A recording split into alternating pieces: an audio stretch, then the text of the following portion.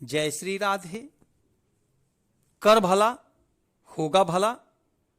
भक्तों, भगवान का भजन कीर्तन सत्संग नाम जप यह प्रसाद है, इसे खूब बांटिए। इसमें आपका एक पैसे का खर्च नहीं है। यह मनुष्य जीवन में ही हो सकता है। नाम जप का फल चाहिए तो एक काम करते रहना चाहिए। परम पूज्य श्री भाई जी महाराज कहते हैं, मन में सदा खूब प्रसन्न रहना चाहिए। मन में सदा खूब प्रसन्न रहना चाहिए। प्रियतम प्रभु को कभी अलग मानना चाहिए ही नहीं। सचमुच वे कभी अलग होते ही नहीं। दिन रात आठों पहर हृदय में बसे रहते हैं। यह प्रेम प्रभु की मधुर स्थिति होती है, जो नित्य उनके समीप, अति समीप रहते हुए भी सदा संस्पर्श प्राप्त होते रहने पर भी वियोग का अनुभव होता है। वियोग और संयोग दोनों इस मधुरतम प्रेम सरिता के तट हैं। कभी इस तट पर, कभी उस तट पर आना जाना लगा रहता है।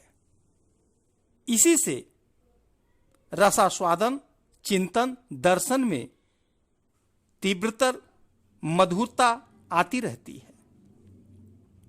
संसार का सर्वथा अभाव हो जाता है। लोगों के लिए जिस रूप में संसार है, उस रूप में वहां नहीं रहता।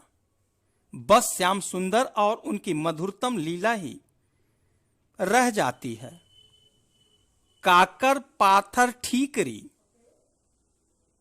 काकर अर्थात कंकर, पाथर ठीकरी, भय आरसी मोही, प्रेम मधुर लीला निरत, जित तित देखूं तो ही। अर्थात इसके अतिरिक्त कभी यदि पूर्व संस्कारवश संसार दिख जाता है तो वह बुरा लगता है। उसको मन ललकारता है कि तुम यहां से हट जाओ, वहां जाओ जिस हृदय में श्री नंदलाल न बसते हों। अतः संसार जो बुरा लगता है, उसमें प्रतिकूलता का जो बोध होता है, यह तो शुभ लक्षण है। मन में कभी भी निराश नहीं होना चाहिए।